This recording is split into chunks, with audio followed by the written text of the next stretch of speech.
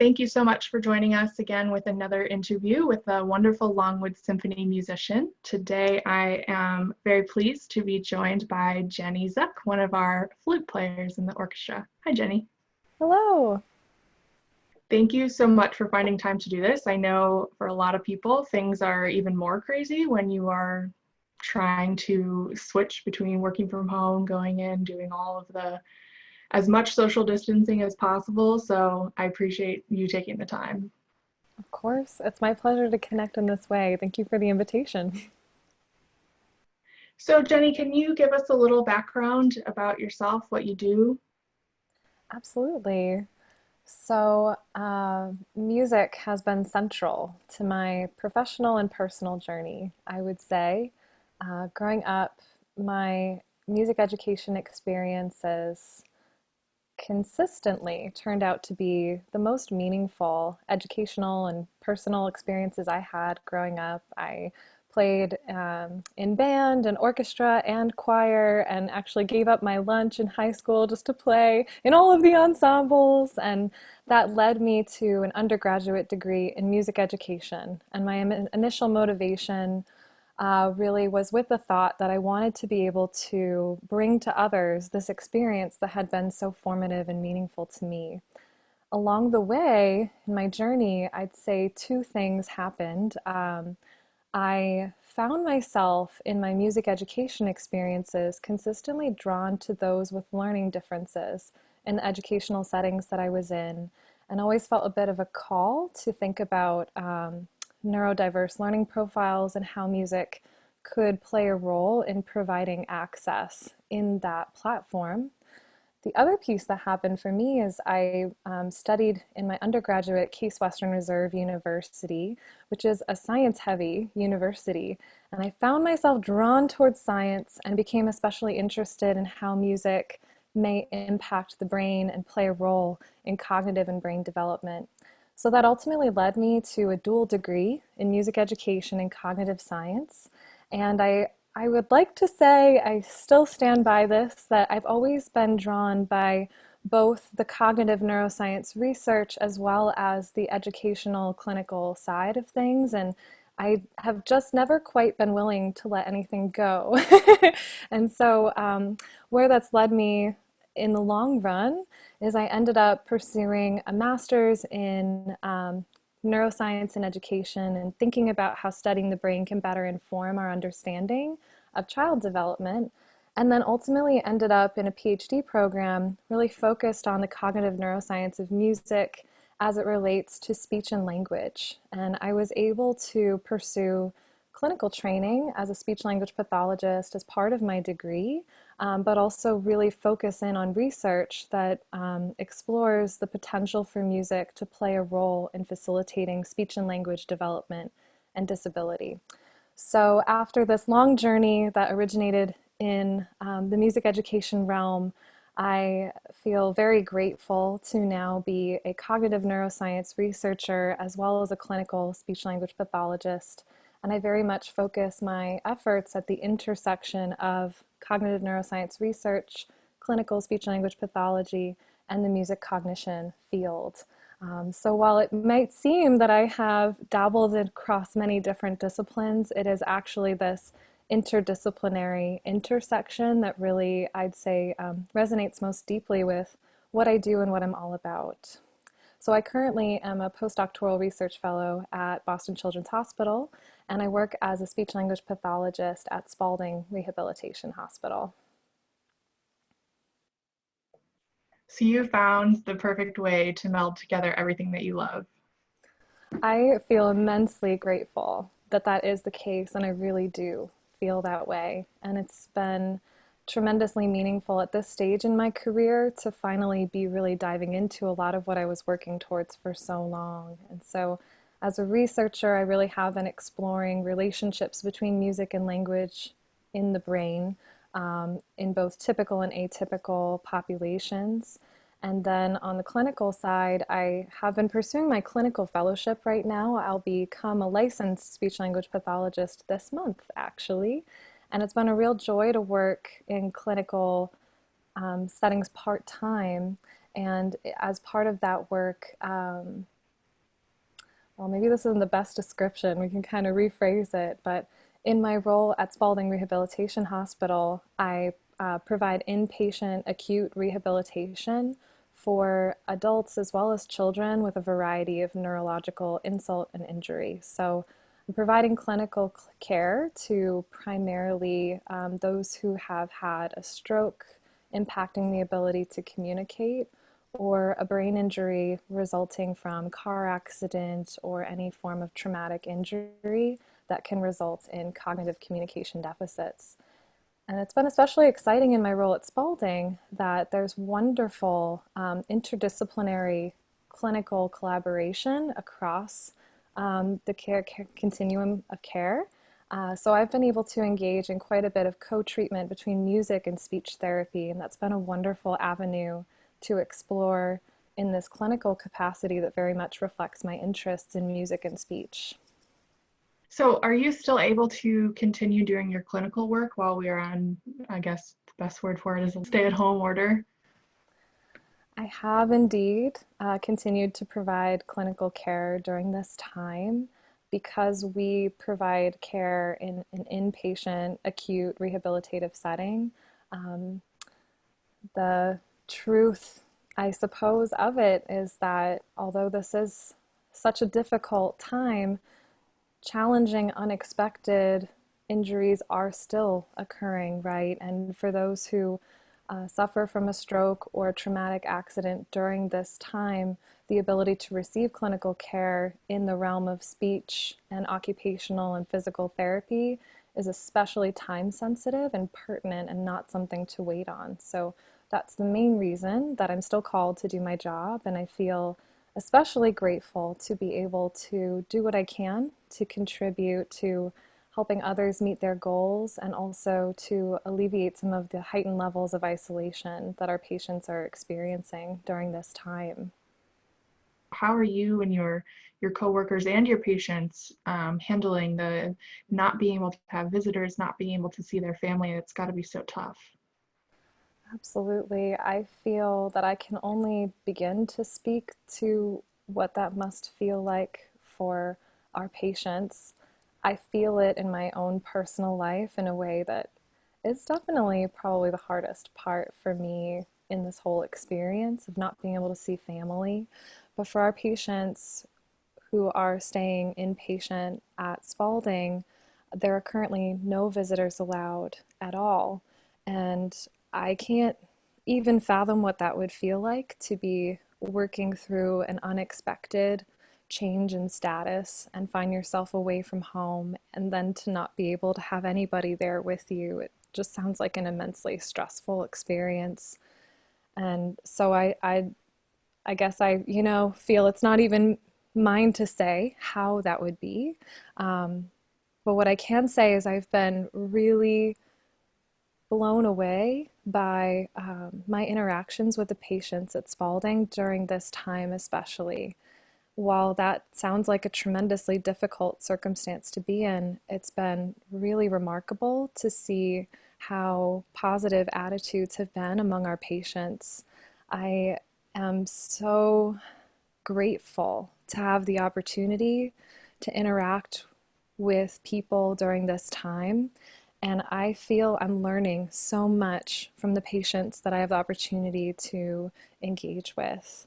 They, overall, I suppose, have really shown me a sense of self-determination and motivation to focus on a goal on an even higher level than we would typically see. And it's fascinating how during such a difficult time, I feel those who are in need of inpatient clinical care have this even more like razor sharp focused eye on the goal, and they are more determined than ever to meet their goals, to get better and to get back home or get back to their families or wherever they might be heading after that time. And I do feel it's been a privilege, truly, to have the opportunity to interact with people and learn those lessons of perseverance and commitment through adversity. I'm not sure, how much I'm the one providing clinical expertise care, or how much they're teaching me at times, because I do learn so much from the people that I engage with. And it's fascinating how different everyone's stories are, and everyone's situations have their own complexities, right? But this sense of self-determination and hope is one that I find resounding from Spaulding, and I feel grateful for the opportunity to be able to have that experience every time I go. That's really incredible that you're able to learn something from your patients and find hope and positivity from them. I think that's a great way for everyone to try to keep the focus, know where we're going, know that there's a goal in the end. As someone who is relatively new to working in the realm of rehabilitation, I'll acknowledge that it's been particularly meaningful to me to learn what it looks like to recognize that we can all have a plan for our lives and do everything within our power and control to work towards that goal or that plan. But there are things in life that we cannot control, right? As much as we wish we could. And I view it, I guess, as a result of learning that I've done in the disability realm, in this line of work that I do. One term that's out there is the notion that we are all temporarily able-bodied, and that odds are one of us, most of us at some point in our lifetime will experience some form of disability. And it's likely to happen. And within that lens, it's kind of to gain a new level of appreciation for being able-bodied, and to recognize that that's not a defining characteristic either, right? That it's a state of being, but it doesn't have to be limiting. And what I really appreciate about working in the rehabilitation field is being able to work with people who have had an unexpected change happen in their lives that is out of their control. But we can let these unexpected challenges, define us, or we can define how we respond to unexpected challenges, and that could become the defining feature of that experience and where we decide to go with it in the future. And I think through this lens, as you mentioned, and this time of heightened uncertainty and an inability to feel in control of what happens, I think that there's a lot of beauty in what we can learn from this as a model for how to embrace uncertainty and choose what we're going to do with it. And we can choose fear, and it's real, and it will be there, and it will be part of the experience, but we can also choose hope and choose how we want to respond in a time of uncertainty. And I do wish for stories of people like those who I work with at Spaulding Rehab to be the stories that come forward during times like this, especially because I do think that I've been very fortunate to witness those who choose hope every day and choose determination and choose to keep working towards what it is they can do to do the best for themselves. And I think that does offer a pretty spectacular model for us to look to as we recognize that fear is real and the fear will be there, and we can't necessarily change that, but how can we take a form of proactive response during these times of challenge as well? You had shared an article with the orchestra. We've all been gathering over Zoom on Monday nights when we normally rehearse. And I don't remember the title of the article, but the premise was, don't feel like you need to accomplish the world while the majority of us are stuck at home. My research mentor shared that with me, actually, and I was very thankful to her for sharing that with us. I think for those who are supervising and managing teams professionally right now, there's a lot of challenge at play, right? And sorting out how to navigate that and how to approach the work. And I suppose for me, as I anticipate a transition, I'll be transitioning into a faculty position this summer, actually, and starting my own research lab. So I'll be building a lab that I will lead at Boston University in the Department of Speech, Language, and Hearing Sciences. And I mention that almost as a side note, only because I've been thinking a lot about what it means to be a leader and to manage your own team. And I really do appreciate that my current research supervisor, Nadine Gabb, has really put forward this model of leadership with such authentic recognition of the challenges that all of us are facing right now, right? And to maybe just embrace that that's part of what everyone is processing during this time, and that it might be a little bit more challenging.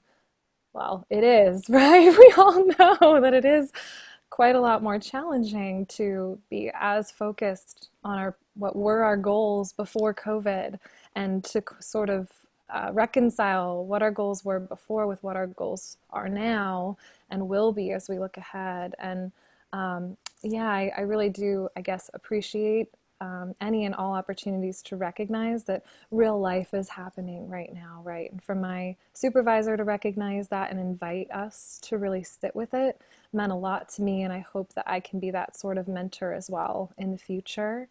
But I think that we have a very unique opportunity right now, right, to take the time to really carefully reflect on what we value most and what matters most to us. And one thing that's kept me going has been really taking time to just practice gratitude and acknowledge all that we do have to be grateful for from past experiences, but even through this time to, I guess, realize in a new way what's most important to us and what matters most. That's amazing. It's very inspiring. How are you keeping music alive through all of this? And how is it playing a role in your life now? Well, thank you for asking. Music has been quite active in our home lately, and I have to, I suppose, attribute that in a good amount to my husband, James Guitterez, who actually is a choir conductor for a Methodist church in Acton. And so he has been still creating virtual music for his church on a weekly basis. And I greatly enjoy singing in his choir on Sunday mornings. And funny enough, with this virtual situation, it has largely become a choir of two of myself and him recording music in advance, though we've had actually wonderful leadership and involvement from his pastor, as well as contributions from the community on a week-to-week basis. So it's been an especially dynamic music making time in our home, and it's been a lot of fun. And I've been both singing and playing flute, and discovering the benefits of pre-recorded presentations for the ability to record multiple parts at once. So this is definitely the first time in history that I've ever both been singing and playing flute simultaneously in a musical performance. And so that's been really fun. And actually, we've been working on a special Mother's Day project in collaboration with our dear friend and colleague, Psyche Loui, who's also a member of the Longwood Symphony. So we're preparing our own rendition of the Mother's Prayer, which is in the setting of the very well-known song known as The Prayer, with special words with a focus on mothers. And so I'm excited to be able to share that musical project with our community as part of that endeavor. But yeah, it's been, I suppose, both helping us realize how important it is to be able to pick up your own voice or instrument and create music at home during this time, but to also realize the limitations of the meaning of music making via Zoom or virtual platforms. There's definitely this essence of being able to create music in the presence of others that I feel I'm discovering a new appreciation for. And of course, we've recognized the value and do value that, right? But this being the first time that we can ever imagine not being able to do that for such an extended period of time, I think has been extremely revealing in just how important that ability to be present with others is, as we recognize the limitations of Zoom and virtual platforms to recreate that same experience. And I've been involved in a virtual choir project stemming from the International Association for Music and Medicine. This association was meant to have a large international conference at the end of May, hosted at Berklee College of Music. And I was on the organizing committee for this conference, which unfortunately will not be able to take place as planned. But we've been preparing the conference for a virtual meeting, and this is really led through leaders at Berklee. Suzanne Hanser has been the main leader of this whole mission, and I commend her and the planning committee and team for kind of rerouting the vision in order to create a virtual meeting. So for anyone who might be interested, I think that will be a really wonderful virtual meeting opportunity at the end of the month, and I'll be glad to share any information to join for that meeting. And so we have a special music project as part of that association that will be launched with the conference that has an original composition and will involve singers and instrumentalists from all around the world who are working at the intersection of music and medicine to contribute to that recording. So we're looking forward to that. That's very cool. I will definitely include the link in the video description so anyone can take a look and get involved as they want. Sure. Jenny, another question, maybe our last question if we have some more time. How long have you been in the orchestra now? Oh, good question. I think I'll be starting my 5th year in the orchestra. So you're kind of on the you're in between, I guess, of the people who have, some people have been in the orchestra for 30 years and some have just been in the orchestra for a couple of years. But what has being a part of Longwood Symphony meant for you? Well, thank you for asking that question. As soon as you asked me how long I've been a part of the group, I couldn't help but just have like immediate flashbacks to my audition. Because the Longwood Symphony, in my eyes, is just such a unique and distinctive ensemble, right? It's been such an honor to have the opportunity to play with this group. As somebody who had studied music in college and recognized that music as a primary path wasn't my path, it has meant so much to me to find a musical community that has allowed me to continue to cultivate and maintain the level of musicality that I had worked towards for so long. But I think what makes this particularly special is the opportunity to not only have identified a community to allow me to continue growing musically, but one that recognizes and values as a primary mission my professional and vocational mission as well. I very much feel that the main mission of Longwood Symphony and being an ensemble of excellence in music, medicine, and service very much resonates with me on every level. And I love getting to play in an ensemble with other professionals who are also engaged in work that aligns with my own. I find it so humbling to show up to rehearsal carrying all the heaviness of the day and running in feeling like, how do I have time for this with everything else going on? And then I sit down and look around and realize, wow, everyone here, if they all managed to find their way here and turn off what they have going on in their medical careers and be present for this ensemble, that is definitely the least that I can offer. And that grounds me so much. I love that. And I also really, really value that our ensemble is not just performative, but is also service oriented. And just tremendously grateful to do whatever I can to contribute to our various initiatives and efforts to support our local community and health organizations and partners. So yeah, it's a big part of my life. I'm very, very thankful for that. Before we wrap up, are there any parting words, any suggestions or advice that you would give to people to kind of cope or get through the current situation? Oh, goodness. I appreciate you asking that. And my first thought is, who am I to be able to anticipate what others' needs and priorities are during this time?